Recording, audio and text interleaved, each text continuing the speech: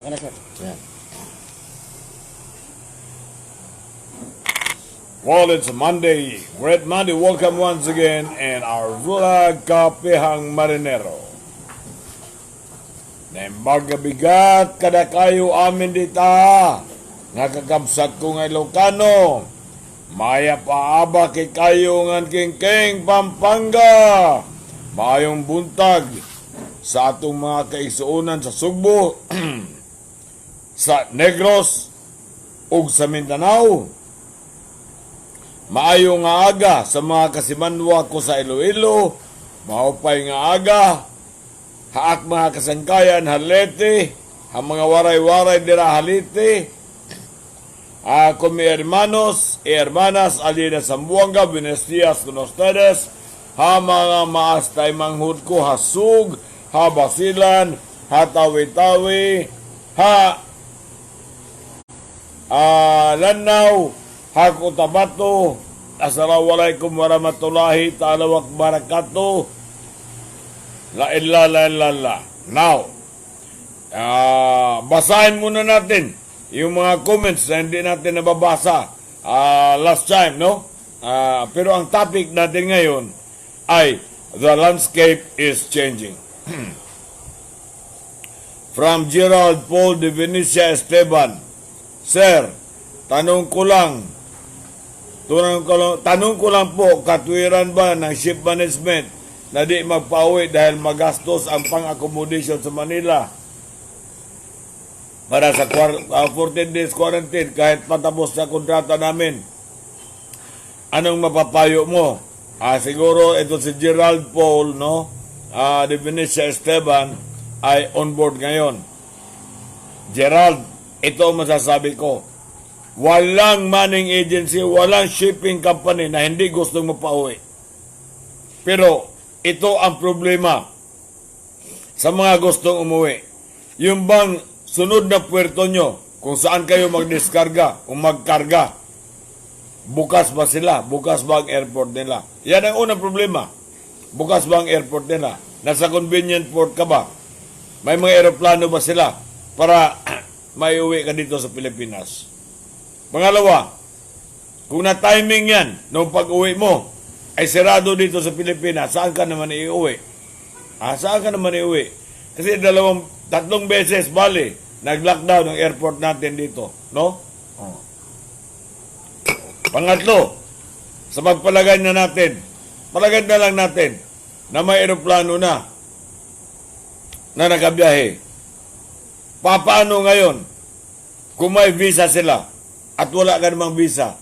Kasi ang visa, kukunin mo yan sa embassy dito. Walang embassy dito pa na nagbubukas. Okay. Mayad nga temprano si Nelson sa Cuyunon, Palawan. Watching Gentry Cavite, Chief Engineer Ronnie Abid. God bless always, Sir Nelson. Ronnie Abid. Thank you, Ronnie. Talagang avid fan ito ng ating Kapihang Marinero. Now, Paul, tandaan mo na kahit na may airport, na bukas yung airport nila, may mga aeroplano kang masakyan. Ang problema, kung yung lugar na yan ay may visa, hindi ka rin mapapalitan sapagkat magmula noong March 15 at hanggang ngayon, tinitingnan ko yung US Embassy, sarado pa rin sila. Sarado pa rin sila. So, paano makakuha ng visa? Kaya, maraming mga bagay na iisipin mo kung bakit hindi kayo napapalitan. Una, yung walang eroplano na sarado yung mga airport. Pangalawa, kahit bukas man yung airport nila, bukas ba yung airport natin dito? Pangatlo, kung kailangan ng visa yung lugar na yan, problema ka rin. Dahil wala pang embassy na nagbubukas dito ngayon, no? So, yan ang problema. Bakit naantala ang inyong chance crew? Pero buong mundo yan, problema yan ng buong mundo. Sir, na-implement na ba yung change control protocol dito sa Pilipinas? Na-implement na, pero ang problema nga nito, hindi nga sa atin lang sa ibang bansa din. Dandy Melgar, hello Sir Nelson, good morning, God bless. Oh, thank you Danny. JJ Gomez, mga limutan, Sir, watching from Iligan City, God bless. Now, hindi nga ang problema, unang problema sa atin dito, 3 beses na nag-lockdown yung airport. Ngayon pa lang magbubukas yung airport, no? God bless Sir Nelson, proud po ako na naging kadete ninyo sa UFS. Watching here from Egypt, Rob Mehos. Okay Rob, maraming salamat. Sabihin mo sa mga kasamahan mo Rob na manood sila dito kasi marami silang malalaman. Richard Sabadan, Rosete, good morning Sir Nelson. Richard Sabadan, Rosete. Wala pa po, mayroon ng mga crew change pero depende yan sa lugar, Richard. Good morning, Sir Nelson. Watching from Jamie Cavite. Erwin Mingo. God bless. Thank you, Erwin. Now, Rob Delats. Sir, good morning. May kailangan pa bang papilis kung magbiyahe ka, mag-aeroplano pa Manila? Yes, dapat talaga makasecure ka ng RT-PCR, COVID certificate. Para mahirap na kung tatanungin ka sa airport. Tanungin ka sa airport diyan sa inyo. Tanungin ka sa airport pagdating mo dito. Ay, mahirap na yan. Kailangan talaga na meron. From Ramvin, Masanyon. Good morning, sir. Need ba ang PCR test sa mga pag-travel through plane or ship from province? Dapat nga talaga kumuha kayo diyan para hindi kayo maantala maging diyan sa airport ninyo o diyan o dito sa airport sa Manila. Sir Nelson, paano po yung medical namin? Acceptable pa ba yun? Kasi may pandemic.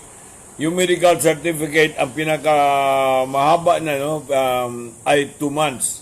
2 months. Tapos ngayon, kailangan ninyo ng RT-PCR medical examination certification para hindi para alam nila na COVID-free ka. Kasi kung halimbawa, pinadala kayo, 15 kayo, pupunta kayong Japan, pagkatapos isa sa inyo ay COVID positive pala, papauwin yung 14 dito, biruin mo, ang laki-laki ng gastos ng manning agency na shipping company sa pamasahe nyo, yung pala pauwiin kayo dahil isa sa inyo ay COVID positive. Mark Buti, good morning from Lapu-Lapu City. Sir, si Alex Alboroite sa Bulacan to Manila, kailangan pa ng PCR test. I think lahat ngayon hinahanapan talaga yung ng PCR test kasi yun na nga iniiwasan natin, no? Iniiwasan ng bansa natin na kumalat pa itong coronavirus. Hello sir, pa-shout out po watching from Nelson, New Zealand.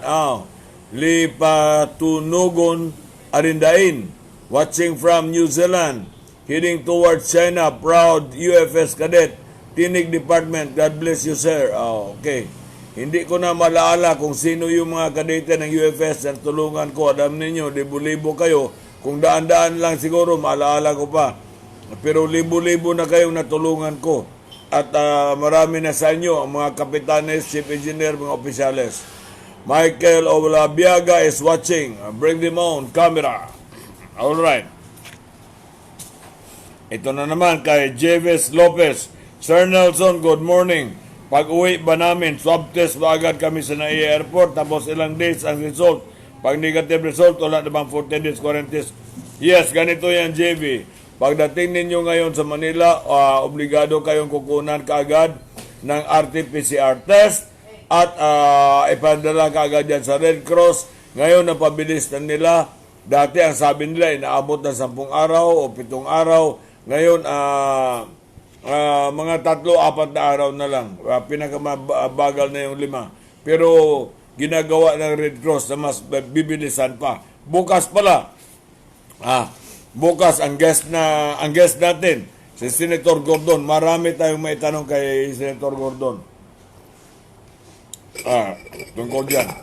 So, gusto ko ipaalam sa inyo na pagdating ninyo sa airport, may RT-PCR test na, tapos hantay ninyo ng mga 3-4 na araw pagka nakita na negative na kayo, na pwede na kayong umuwi. From June Aducal is watching. Ernie C. Ukay Jr., good morning Sir Nelson, watching from Marilao, Bulacan. Buong mundo na yung nanonood ng ating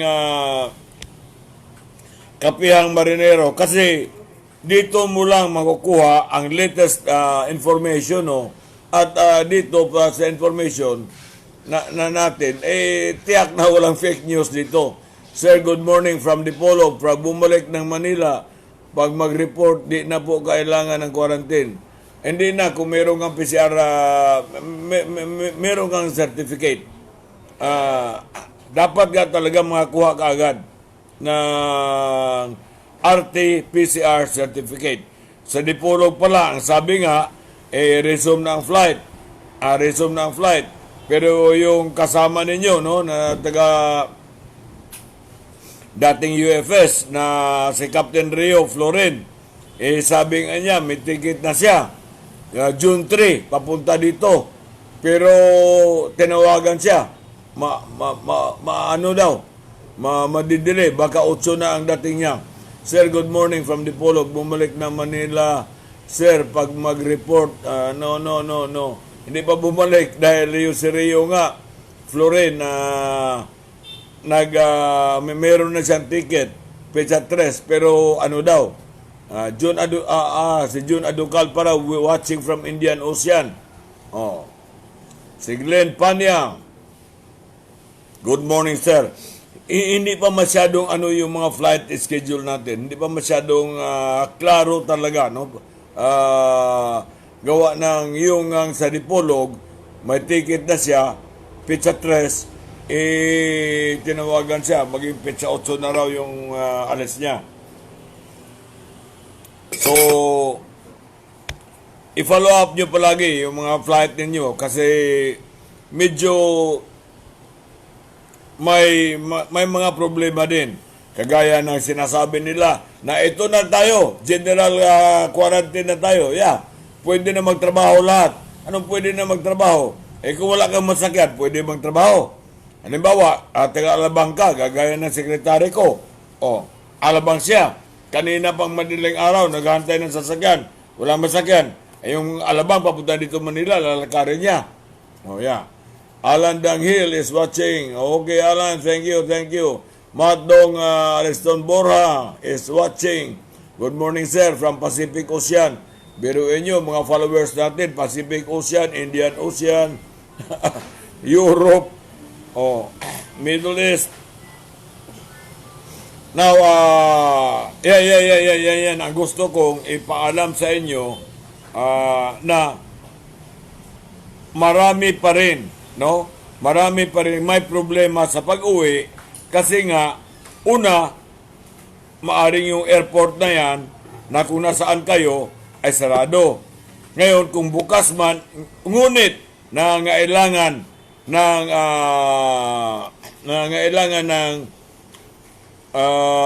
visa, gusto kong ipaalam sa inyo, Boyak Salimbagat watching live from West Africa, Dakar, Senegal, Anchorage. 14 months na on board na po kami, sir. Sige, laban lang kasi makakauwi din kayo. Yung mga gusto kong ipaalam sa inyo, no? Yung mga taga-Everett nung araw, inaabot ng 10 taon, 15 anyo sa barko. Walang uwian sa Pilipinas. Kasi nung panahon na yun, good morning Sir Nelson, anong balita sa flight dito pa kami sa Dubai? Makibalita na lang kayo dyan kasi hindi ko mamonitor lahat ng airport sa buong mundo. Sa airport sa buong mundo, pero nag-lockdown yan, alam ko, sa Dubai. Nag-lockdown yan sila. Kung kailan sila magbubukas, maaring ngayong buwan na ito magbubukas sila, no? Ignacio de los Santos de Costo, good morning Sir Nelson. watching from English Channel. O, kita mo sa English Channel, Pacific Ocean, saan-saan na lang sa buong mundo ang ating mga ang nanonood sa ating programa. Kasi very informative itong programa natin. Lahat na itatanong ninyo, sinasagot ko. Pero may mga tanong talaga na hindi ko malalaman kasi hindi ko naman mamonitor. Halimbawa, yung nangyayari sa buong mundo na sinasabi nyo, bukas na ba dito? Kasi every day, by the hour, nagpapalit ng mga information sila, nag-iiba yung kanilang mga advisory. Roldan Kaedek, watching from Dipolog City. Bobio Evangelista, God bless po, sir. Jeff Kinantang, magandang umaga, sir. Watching from Labuan, Malaysia. Wala pang crew change dito po, sir. Sa Malaysia, wala namang no? Walang visa dyan. Kaya maaari kayong magkaroon ng crew change dyan. Maaari kayong magkaroon ng crew change dyan. Ang problema lang siguro, kung bukas na ba yung airport dyan. Marlon Camado is watching. Good morning, sir. Now, ang topic natin ay the landscape is changing. Matagal ko nang sinasabi ito, paulit-ulit ko nang sinasabi, ngunit marami pa rin sa ating mga marino na naniniwala na kailanman, Arnel Opulentissima, good morning, sir, watching from Australia. Biruin mo, the whole 7 continents ang nanonood sa atin, nanonood sa ating vlog. Kaya kausapin ninyo ang mga kasamahan ninyo, sa mga kaibigan ninyo na manood dito sa ating vlog. Manood kasi wala nang ibang vlog, no, na nagbibigay sa inyo ng pinaka bagong update ng mga balita at tamang impormasyon. Sir, pag nag-flight po ba, kailangan po bang kumuha ng travel pass galing dito sa Tarlac? Pinakamaganda talaga na mayroon kayong COVID-19 RT, no? PCR test, na COVID-19 free certificate kayo. Alright, si Ernie Bernat, good morning, sir, watching from Odessa, Ukraine. Biruin nyo, sa Eastern Europe, from Odessa, Ukraine, may nanonood sa atin sa England, may nanonood sa atin sa Australia, sa New Zealand.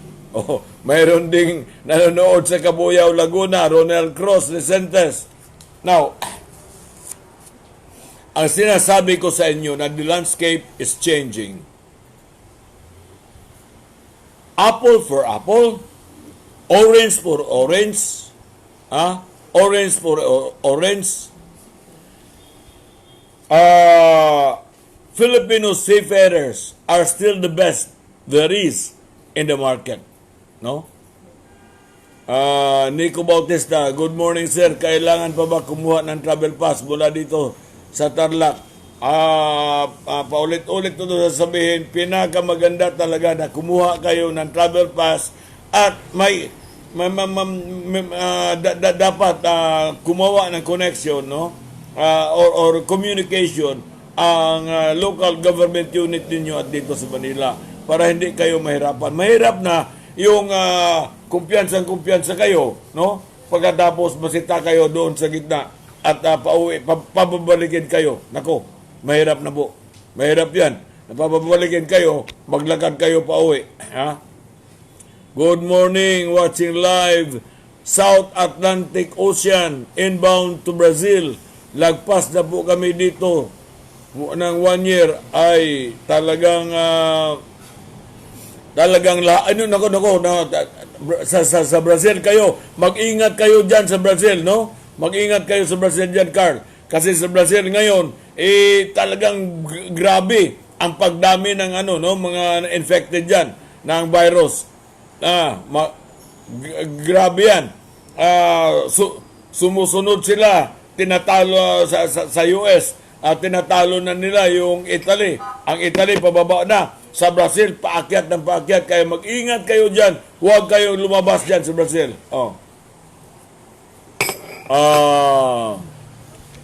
Wanirek Okti.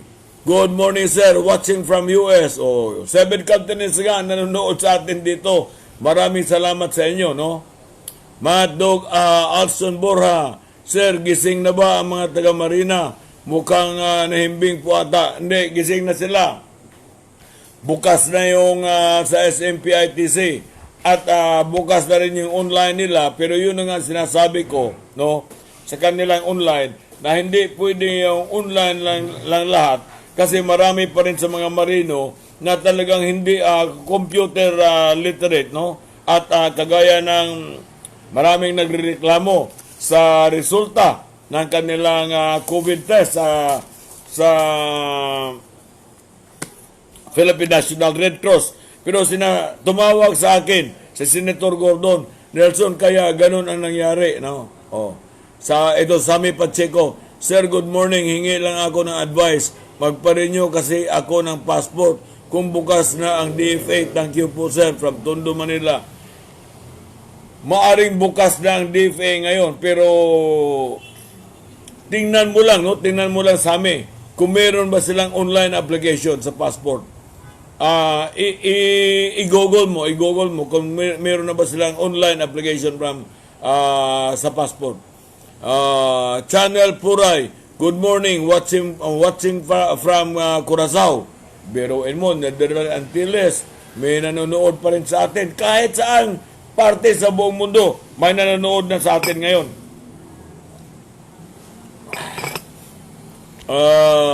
Albert Amigo Tosing. Now, paki-google na lang kung nagbukas na ba ang Department of Foreign Affairs at saka kung meron na ba silang online para doon ka na sa online mag-apply. Kasi mas maganda yung online, no? Kung magka-apply ka ng online, pwede nilang i-renew kasi may passport ka naman dati at ipadala na lang nila yan via LBC para makuha mo ang iyong passport. Good morning, sir. Paano naman kami mga taga-probinsya? Wala pa naman kaming masakyan na mga bus papuntang Manila at mga pag-report sa aming opisina. Yun na nga, Julio, sinabi ko kanina, ang sekretary ko mismo, Alabang lang, hindi probinsya. Sa Alabang lang. Papunta dito. Gusto niya na sana mag-report. Papasok na sana siya ng opisina. Madaling araw pa siya, naghantay ng sasakyan. Wala talagang masakyan. Kaya nga, ito, declaration ng gobyerno na nandito na tayo sa general noon pa, modified enhanced community quarantine. Ang nangyayari, sige, pwede na pumasok mga empleyado. Pero paano ka nga papasok? Kung halimbawa taga-Alabang ka, papunta ka dito sa Manila, lalakarin mo yung Alabang, papuntang Manila, wala ka namang masakyan. Hanggang ngayon, nahihirapan pa sila. Lalo na yung taga-probinsya, yung mga aeroplano, wala pa talaga sa normal schedule. Kasi yung isang kaibigan natin na nasa Dipolog, may ticket na siya, naka-schedule na siya June 3, na paalis, papunta dito sa Manila. Ngayon, sinabihan siya na June 8 na naman daw. So, may kahirapan talaga. Pero ang advice ko sa inyo, na bago kayo umalis, kailangan na may certificate kayo na ang RT-PCR test para magapunta kayo dito. At kung papunta kayo dito, mag-ingat kayo. Talagang kailangan may mask kayo at yung social distancing, no? Social distancing kailangan talaga. Baka mamaya yung pagpunta nyo dito sa Manila, doon ninyo makasalamuha yung may COVID na, doon pa kayong mahawa. Jimor Diocampo, good morning, sir. Connected po those in the provinces. What about those thousands of seafarers stranded in Manila?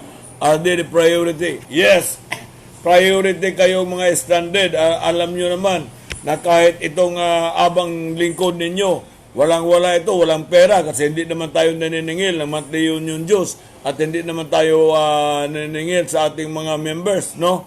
Sa ating mga members.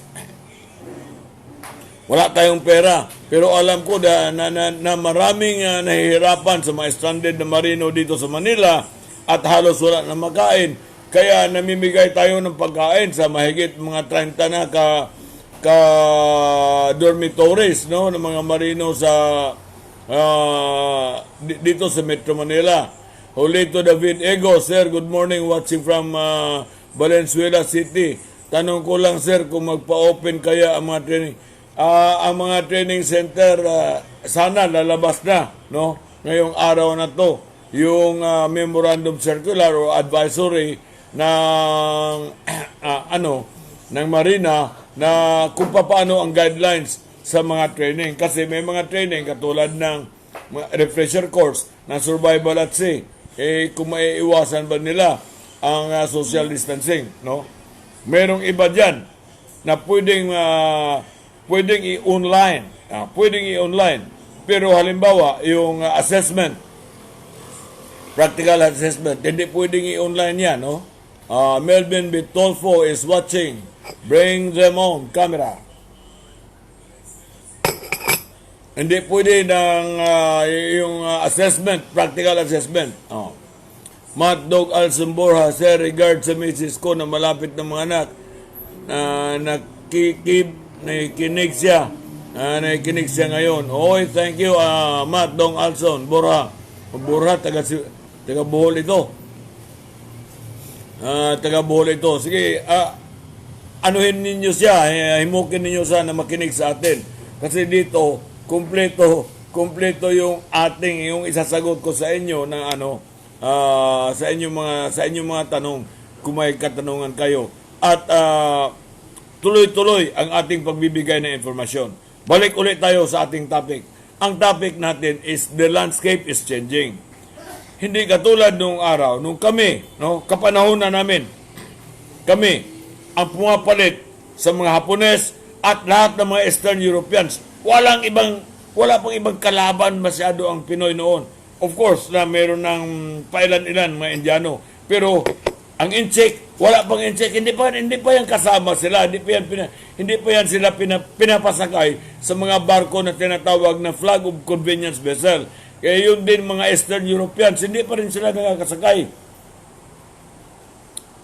sa mga flag of convenience vessel, yung mga Russia na yan o Russia na yan, Latvia na yan, no?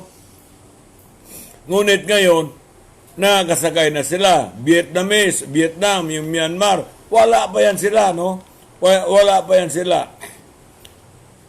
Pilipino lang ang pumapalit ng mga dayuhan. Ngunit ngayon, napakarami na nating kalaban. Ang unang nakalaban natin na mabigat, yung China. Yung China. Kasi sa China, meron na silang mga 300,000, 400,000 na mga marino. At lalo pa, may sarili silang barko. Kaya mas marami nga ang mga opisyal na mga Inchik kaysa opisyal na Pilipino ngayon, no, na nasa barko. Pero dahil din yan, sa marami silang barko. No? Wala naman tayong halos barko na.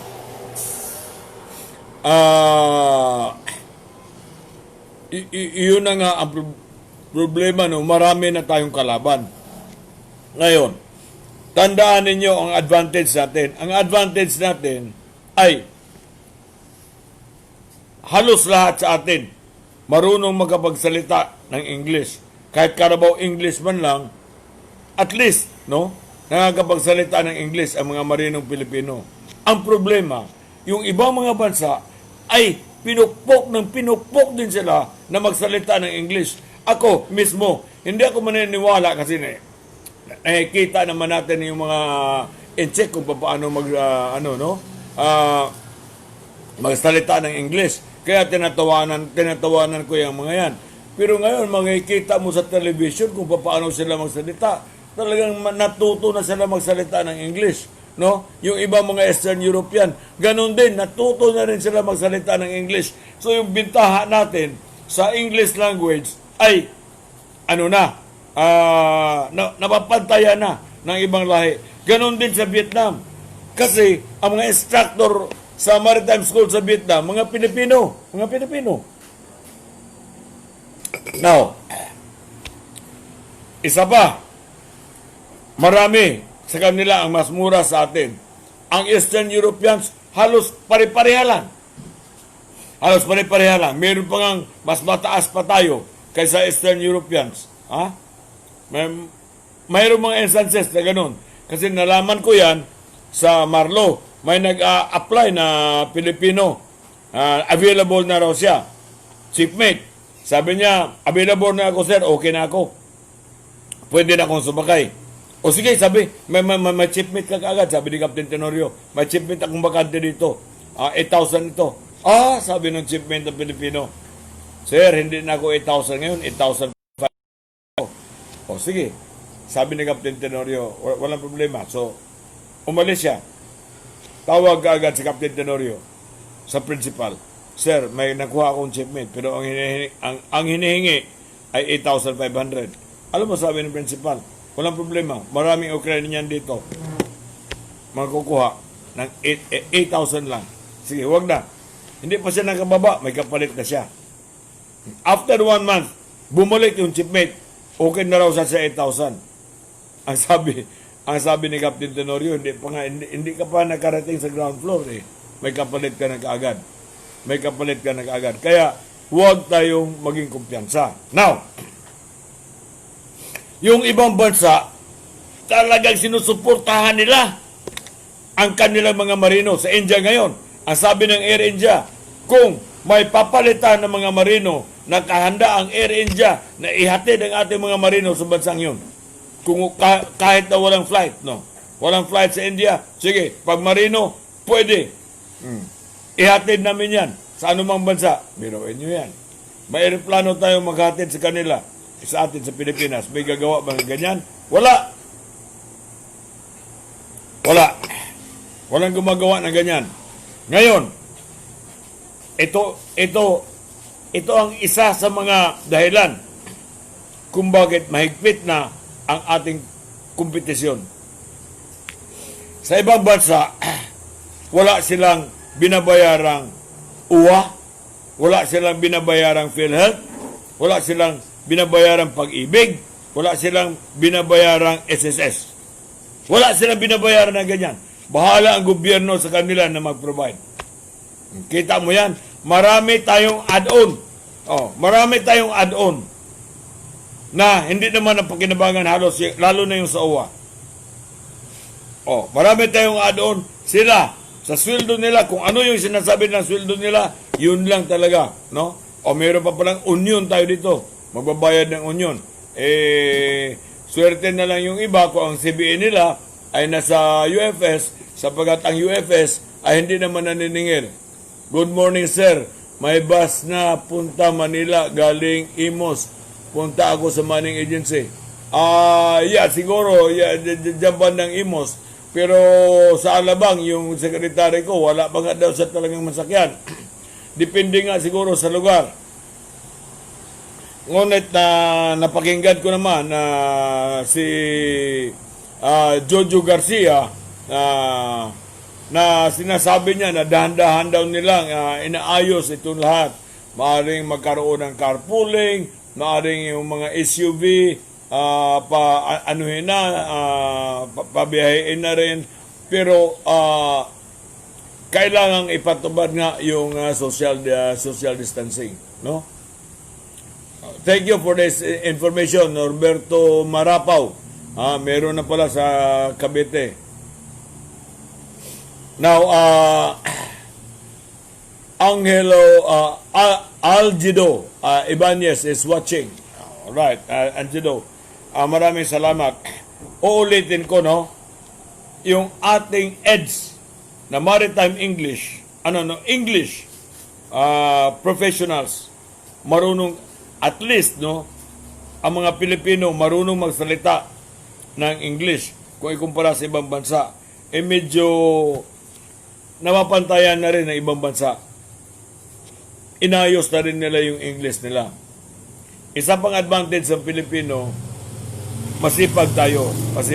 Sana yung mga tamad, iwasan ninyo magtamad-tamaran sa barko. Ronel Cruz, Vicente, sir, bakit ayaw mag-chartered flight ang mga manning para magkaroon ng crew change? Ang ibang manning agency nag-charter ng airplane. Tama ka, Ronel. Tama ka, Ronel Vicentes. No? Tama yung sinasabi mo. Elmo Moore, watching the Shell ship. Thank you, more power to you. Pero, kagaya na isang marino, gusto niya mag-charter flight siya, papuntang Mindanao. Charter flight, iisa ka lang, i-charter ko buong aeroplano, o i-charter ko buong barko, para lang makauwi ka ng Mindanao. Ronel, hindi basta-basta ang pamasahe o ang pag-charter ng isang aeroplano. Ang nangyari, no, kita mo, yung RCCL at yung iba pang mga cruise ship ay nandito nga sa Manila. Pumunta sila dito sa Manila para dalhin nila yung mga crew nila. Isa lang ang nalaman mo na talagang nag-charter ng aeroplano sa lahat ng mga crew nila, Norwegian Cruise Lines, na ang manning agency ay Ship Sharp. Talagang charter nila yung kanilang mga crew galing sa barko, kinuha, isinakay sa isang service boat. Sa service boat, sila lang talaga hanggang pagdating ng aeroplano, charter yan. Pero, ilan yung umuwi? 300, 400 yung umuwi. Hindi yung mag-charter, yung kumpanya ng aeroplano na mag-isa ka lang uuwi. Tapos ang aeroplano, ang capacity ay 400. No? Hindi ganyan kadali ang pag-charter. Kaya nga, sa mga cruise ship, nag-iisa lang yung Norwegian Cruise Lines na lahat talaga ng barko nila, mga crew nila ay sinakay nila sa chartered flight. Jetron Samediano, good morning sir. Tanong ko lang po kung ano po ba ang proseso ngayon ng final evaluation ng COP sa Marina. Ang proseso nila sa COP ngayon, in-extend nila ng 1 year. In-extend nila ng 1 year, no? Para nga hindi mahirapan. Admiral Adonis Donato, good morning Nelson. Carry on the good service to our seafarers. More power and God bless. Thank you, Admiral Donato. John Narita Remolieno is watching. Now, ganito nga, in-extend ng Marina ng 1 year ang inyong COP, no? And I think hanggang July ata yan. Kasi kung isa-isahin yan, unang-una, talagang matatambakan ang Marina. Talagang matatambakan ang Marina. Hindi nila kaya yan. Hindi kakayanin nila. Abutin ng 5 buwan bago ninyo makuha ang inyong COP, no? Bago ninyo makuha ang inyong COP. Frederick A. Manalo. Kasi nangyari na yan noong araw. Noong nilipat sa Marina ang pag-issue ng Seaman's Book. Inaabot ng 4 hanggang 5 buwan ang pagkuha ng Seaman's Book. Kaya 5 taon ako gumagawa ng rally sa harap ng Marina para lang hindi kayo matutulog sa bangkita at hindi maghantay ng 4 hanggang 5 buwan para makuha ninyo ang inyong Seaman's Book. Ngayon nagtambak yan. Araw-araw na merong mga pasuna, mga expired na ang kanilang COC, COP at saka Seaman's Book, nagtambakan na yan lahat. Kaya ang ginawa ng Marina, i-extend mo na yan ng 1 year at pumayag naman ang IMO, pumayag naman ang lahat, no? Na sa extension na yan. Dahil nga sa pandemic na to. Ibang mga panahon tayo ngayon, no? Kaya ang gagawin ninyo, extend ninyo ng 1 year through online application. At ipapaalam naman ng Marina sa inyo kung available na ang inyong certificate. Digital copy, makukuha ninyo digital copy. Kaya, importante na magiging computer literate kayo. At ito pala isang palaala ko sa inyo, no? Ito pala isang palaala ko sa inyo, kailangan huwag kayong magkamali sa pag-fill up ninyo. Kagaya noong araw na maraming sumablay sa pag-apply ng online sa Seaman's Book, Kasi sinasabi na kailangan puti ang background, hindi naman sinusunod. So, 1/4 sa mga nag-apply, hindi puti ang background sa picture. Maraming maraming mga mali ang ginagawa ng ating mga marino. Kaya nga sa pag-fill up sa form, kaya yung iba nagtataka kung bakit wala pa raw sagot sa kanila. Walang sagot sa inyo kasi mali yung pag-fill up ninyo ng form, no? Kagaya din ng nangyari ngayon sa RT-PCR COVID test na sabi ni Senator Gordon Nelson, napakarami talagang mali-mali na pag-fill up sa application, no? All right. Thank you, Frederick Manalo. Thank you for all the effort. Ingat lang. Sir, papaano, Alex Alborite. Sir, papaano po ang mga refresher training namin? Kasali ba sa extension yan? Lahat ng mga training na kung halimbawa talagang nag-expire na kayo ngayon at hindi pa available yung mga training center, hindi pa naman talaga available pa yung refresher. You are talking of your refresher sa basic training. Ang refresher dyan ay dalawa. Una, yung survival at sea. Napakahirap ipatupad yung survival at sea dahil nga sa social distancing.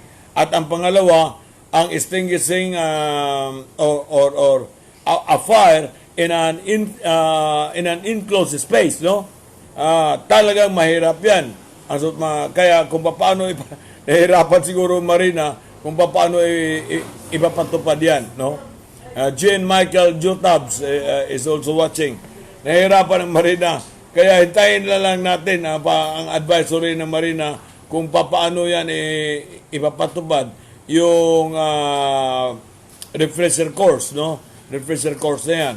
Kasi hindi pwede yan na gagawin na online. Kasi pwede ba mag-online yung paglangoy? Hindi mo naman ma-demonstrate online yung paglangoy. Kailangan actual talaga yan, At saka yung assessment, kailangan actual talaga yan. So, hintayin na lang natin na mismong mga training center ay magbibigay sa inyo ng advice kung paano. At yayain ko sila, yung mga training center, na mag-post na sila sa ating mga Facebook groups katulad ng Tinig ng Marino, United Filipino Seafarers, Marino Pilipinas Inc. at Global Pinoy Filipino Seafarers. Mag-post na sila doon na bukas na sila. Pati ang COC endorsements ko, sir, expired na this. Kung COC endorsement mo, Alex, ipa-extend mo ng 1 year. Kasali yan sa extension. Yung mga COC, COP. Sir, ask ko lang po ulit, na-expire na po ang BT ko noong March 31. Paano po ba yun? Kasama na yan sa bibigyan ng extension. Kasama na yan sa bibigyan ng extension ng Marina. So mag-apply na kayo ngayon, sabihin niyo, hindi kayo makapag-apply ng refresher ng BT dahil nga wala pang training center na bukas. Good morning, sir. Ask ko lang po kung pwede na po bang mag-line up yung mga galing ng province papuntang Manila. Alamin nyo muna kung may bus na bang papunta dito. At bago kayo pupunta dito, dapat nga may certificate kayo para pagdating sa mga lugar na stricto sila masyado, na ayaw nila, ayaw nilang magpadaan doon ng mga may COVID, ay hindi kayo mahirapan. From Ryan Abatayo, good morning, sir. Watching from South Atlantic Ocean. Maraming salamat, sir. Mabuhay po kayo. O biruin ninyo, all the 7 continents, yung mga marino natin ay nanonood na dito sapagkat yun na nga, walang ibang vlog ng mga marino na kayang magbigay sa inyo ng tamang impormasyon at pinaka-updated na impormasyon. Anumang itatanong ninyo, sinasagot po natin dito. Kaya yayain ninyo ang inyong mga kaibigan na manood dito sa vlog natin. Dahil kung pwede, araw-arawin ko talaga ito. Kung pwede, araw-arawin ko talaga ito. Nag-iisip na sana ako na baka ang gagawin ko MWF na lang. Pero sa Thursday, bukas, Tuesday, bukas pala ha, ang ating guest ay mismong si Senator Gordon. Kaya abangan ninyo yan ha. Wala na bang test pagiging ng paggaling ng province? Walang sinasabi talaga na na kailangan ng swab test na kailangan sa province. Pero tandaan ninyo na iba't ibang probinsya, iba-ibang pamalakad nila. May mga probinsya na ayaw nga sana tumanggap ng mga OFW, lalo na mga seafarers. Pero binalaan sila ni President Duterte na tanggapin ninyo yan. Tanggapin ninyo yan, yung mga OFW, mga seafarers, pagka dumarating sa probinsya ninyo. Kung gusto nyo i-quarantine, i-quarantine ninyo. Nestor Ramos, good morning sir, watching from Butuan City. Salamat Nestor. Yun nga, importante na meron kayo niyang COVID-free certificate kayo. Dahil ayaw ko na pagdating ninyo, sa iba't ibang probinsya na dadaanan ninyo ay mag-question kayo at doon kayo doon kayo maiipit. Van Tagoon, sir, thank you po sa pagsagot sa concern ko kanina. God bless po. Sinasagot ko talaga yung mga tanong ninyo. Lahat ng tanong ninyo, sasagutin ko. Now, balik ulit tayo sa topic natin. Ang sinasabi ko, bakit Russian ito, hindi ko Good day, sir. We are watching from Russia. God bless you always. Russian kasi nakasulat yung yung pangalan niya. Si Steve Torrillos Ritoriano, sir, yung upgrading chiefmate to master extended din ba? I believe, pero wala pa akong natatanggap na advisory dyan ng mga upgrading from chiefmate to master, pero wala naman sigurong binago yan. Tandaan ninyo, na ako ang nakipaglaban yan. Ako ang nakipaglaban yan. Mula pa yan sa PRC. Kasi noong araw, 4 na beses kami kumukuha ng examination. 4 na beses. 4th engineer, 3rd engineer, 2nd engineer, chief engineer. 3rd mate, 2nd mate, chief mate, kapitan. 4 na beses. Pero panay ang sabi nila, dapat susundin natin ang IMO STCW Convention. Sabi ko, kung susundin natin ang IMO STCW Convention, from Dabu, Dobledos, watching from San Diego, sir, salamat sa inyo dyan. Still on board pa kami. Still on board from San Diego, California. Si Dabu, Dobledos. Now, pinilit ko talaga yan. Pinilit ko na 2 na lang examination. Kaya napakalaking bagay yan para sa inyo ngayon na hindi kagaya namin 4 na beses. Biruin mo, 4 na beses ka mag-review. Tuwing nagre-review ka, kailangan na meron kang tinutirahan na dormitory, nagbabayad ka sa review center, tapos malaki masyadong gagastusin, no? Kapag nagre-review ka, kapag kukuha ka ng examination. Kaya magpasalamat kayo. Sinulong ko talaga yung 2 examination na lang. At tama yan na upgrading kung 2 taon ka na nag-chiefmate. Ayon sa requirement naman yan sa IMO STCW Convention, 2 taon ka nag-chiefmate, pwede ka nang magiging kapitan. At kung 2 taon ka na nag-second engineer, pwede ka na maging chief engineer. Ang atin lang kung ano ang nakalagay sa IMO STCW Convention. Nestor Marapaw, sir, yung pasampas sa barko, may COVID test. Yes. Nestor, uulitin ko, no? Uulitin ko sa mga bago o sa mga hindi pa nakarinig. Kailangan talaga na may COVID test kasi halimbawa 10 kayo at pagdating ninyo sa Japan, isa sa inyo ang nag-positive sa COVID test. Yung siyang pababalikin yan. Kung 15 kayo, yung 14 pababalikin yan. Isa lang yung sumabit. Kaya kawawa yung manning agency kung ganun ang mangyayari. Selim Chris, Dominic Andrew, good day sir, watching from Ulsan, South Korea. God bless always. From Rendell Rose, Belina Rodriguez, sir, balita sa OFW reintegration program ng UWA sa mga nawala ng work ng OFW, gaya ba ng ibang siman? Diyan sa reintegration program, alam ninyo, 2 dekada na yan, sinasabi nila yung reintegration program.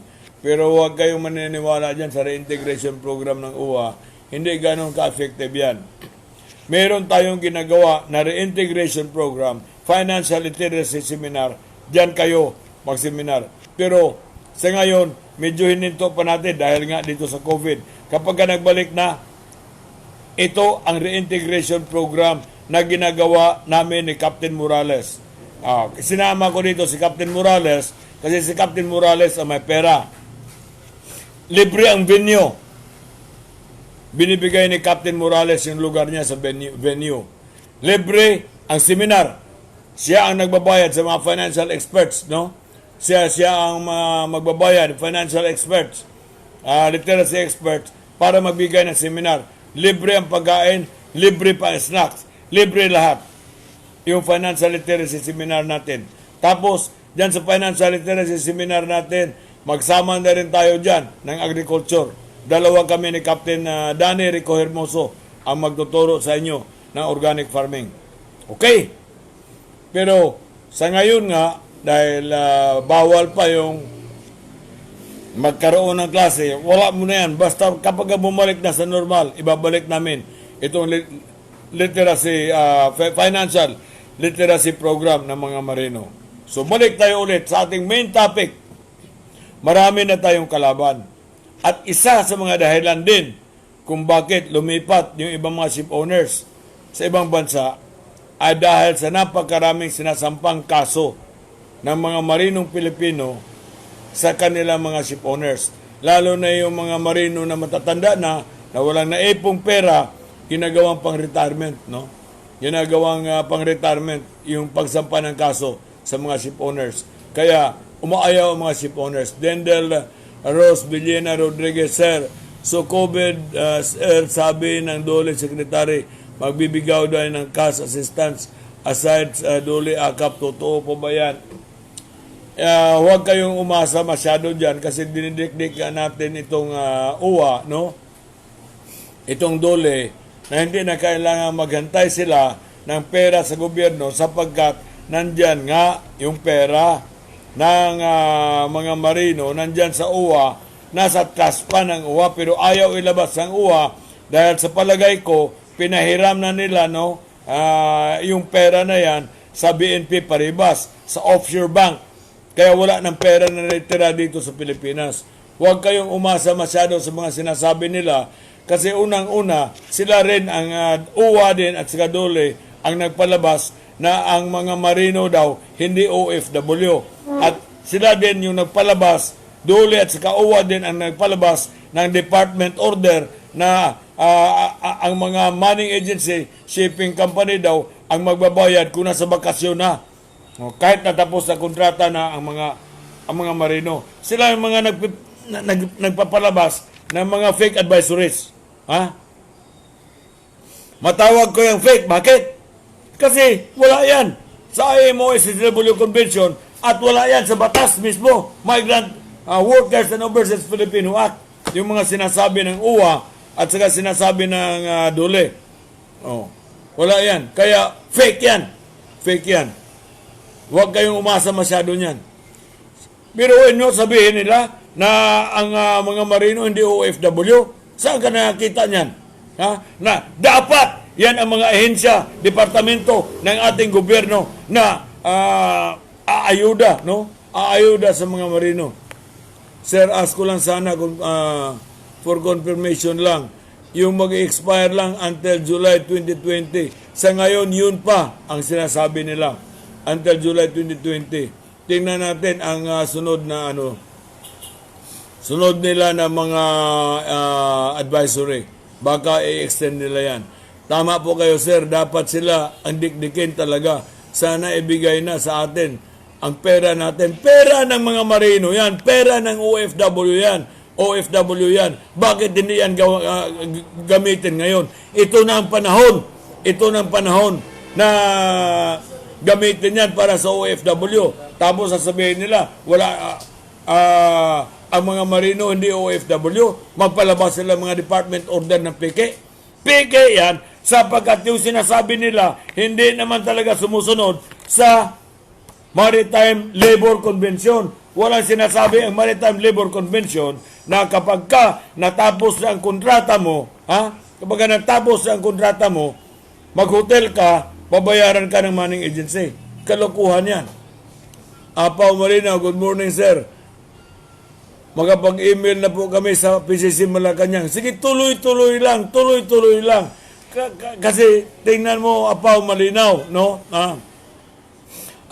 Apaw, yung pagipaglaban ko sa inyo, para lang hindi kayo mahirapan na kumuha ng inyong simasbook, hindi kayo matutulog sa bangkita, hindi kayo maghantay ng 4 hanggang 5 buwan. 5 taon ako na gumagawa ng kilos protesta. 5 taon na non-stop. Non-stop. Nagbunga after 5 years. Kaya, huwag kayong magsawa araw-araw. Wala namang gasto yan eh. Hindi naman kayo kailangan lumabas ng bahay. Email na ng email kayo sa ating presidente. Kung 50,000 ang mag-i-email sa Malacanang araw-araw tungkol sa pera ninyo sa OWA, talagang mababahala ang Malacanang. At mag-order si President Duterte ng investigasyon kung ano na ang nangyari sa pera natin. At diyan natin malalaman kung totoo ba itong iniisip ko, itong hinala ko, na maaring ang pera ng mga marino o lahat ng OFW ay wala na dito sa Pilipinas, nandoon na sa offshore bank na BNP Paribas. Diyan natin malaman. At isusumbong ko yan kay Senator Gordon. Kaya bukas, alas 2, manonood kayo dahil ang guest natin, hindi basta-basta, si Senator Gordon. Kasi si Senator Gordon, umaaksyon ka agad yan. Nakita ninyo sa Yolanda, sa Typhoon Yolanda, mas maganda pa o mas marami pa ang mga bahay na pinatayo ng Red Cross kaysa gobyerno natin.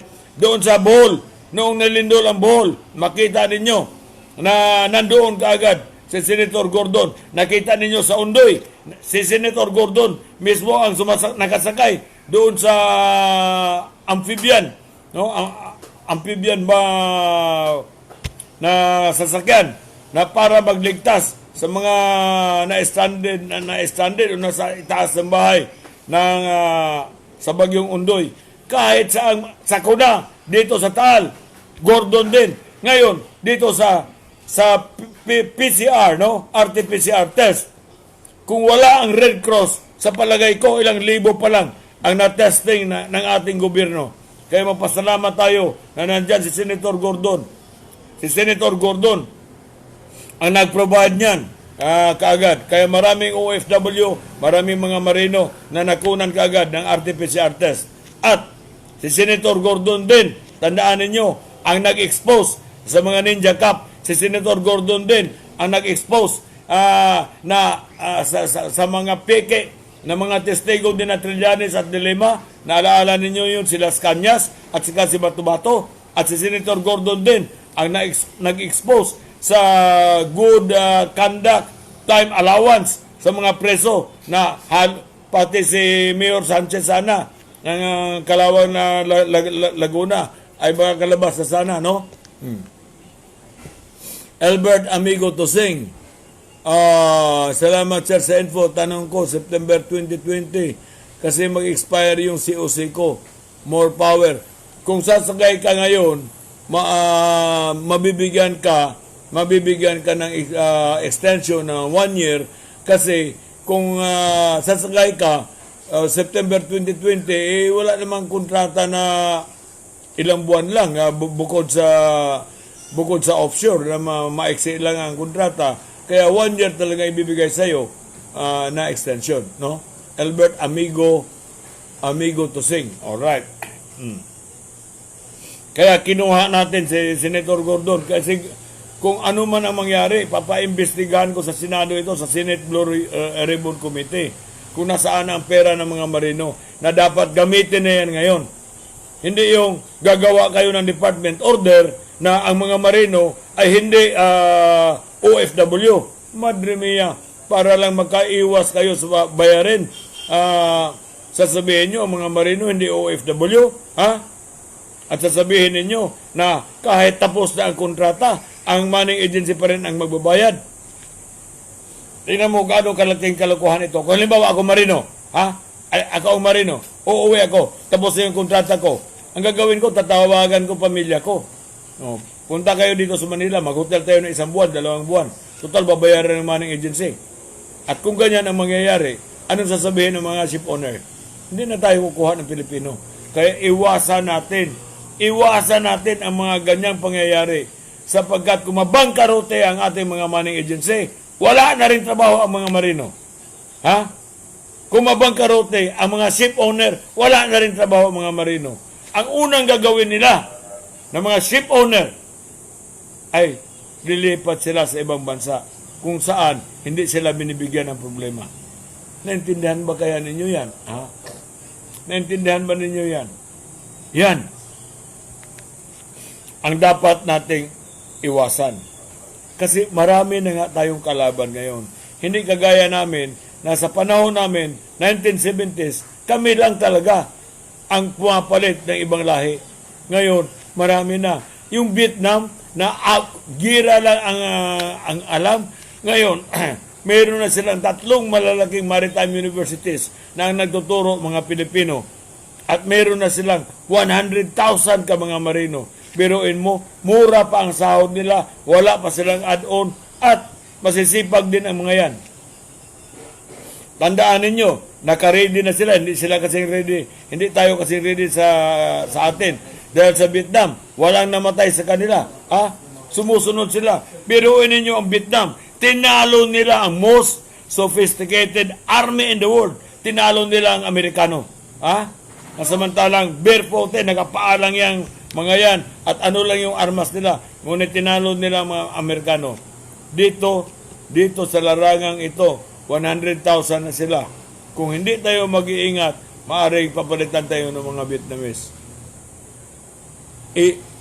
Dapat iisipin natin yan. Dapat iisipin natin yan. Norberto Marapaw, long live kayo ni Senator Gordon, sir. God bless. Ito lang masabi ko, halos lahat ng mga senador natin, nasangkot sa sa mga anomalya. Ha? Kung wala si Senator Gordon, ha? Malalaman ba natin yung mga Ninja Cup? Oh. Malalaman ba natin yung Ninja Cup? Malalaman ba natin na yung ginawa nila, testigo nila ng Trillanes at saka ng Dilema, yung si Matubato at saka si Las Cañas? Malalaman ba natin yung good conduct time allowance? Malalaman ba natin yan kung wala si Senator Gordon? Ha? Isa pa, yung Sulpicio Lines, na libo-libo ang pinatay ng mga pasahero. Ha? Magmula sa Doña Paz, Doña Marilyn, Princess of the Orient, Princess of the Stars, libo-libo ang namatay. Walang tigil yan, sige pa rin. Pero dinala ko yan sa Senado. At doon, nag-umpisa ng matinding investigation sa Senate Blue Ribbon. Ako ang ginawa ni Senator Gordon na resource person. Kaya pinakita ko doon kung ano anomalya ang mga ginawa ng Sulpicio Lines. Kaya magmula noon, natigil ang Sulpicio Lines sa ang kanilang mga passenger vessel. Hanggang kargamento na lang sila. Nakita nyo, kung wala si Senator Gordon, mangyayari ba yung ganyan? Ha? Kaya malaki ang pasalamat natin na mayroong isang politiko na hindi napahiran ng anomalya at nandito siya, kakampi siya natin. Kaya panoorin ninyo bukas sa ating Kapihang Marinero, alas 2 ng hapon. Ha? Alas 2 ng hapon yan, ang ating Kapihang Marinero bukas. Live natin si Senator Gordon. At doon naman sa Woman Up, naimbitihan din nila si former Congressman Emeline Aglipay, ngayon Undersecretary na sa Department of Justice. No, imbitahan nila Woman Up. Yung Woman Up, makikita ninyo yan sa digital TV ng Tinig ng Marino. Tinig ng Marino. So muli, ito yung topic natin, no? Ito yung topic natin na ingatan natin ang ating profesyon na hindi tayo maagawan ng ibang lahi. Kasi nandyan yung Vietnam, nandyan yung Myanmar, nandyan yung Indonesia, nandyan yung India, nandyan yung Pakistan, Bangladesh, at lahat ng Eastern Europe, kagaya ng Ukraine, Latvian, Georgian, Russian, Romanian, kalaban natin yan. Kalaban natin. Napakarami na nating kalaban ngayon. Ang gusto ko sana na bago ako magretiro, stable itong ating profesyon, itong ating industriya, at patuloy na lalago hanggang sa hindi na natin kailangan na magmarino kung itong ating bansa ay matatag na ang ekonomiya. Maraming salamat sa inyong panonood at sana, no, imbitahin ninyo ang inyong mga kaibigan, i-share niyo ito, subscribe kayo dito sa ating Kapihang Marinero. Maraming salamat sa inyo lahat.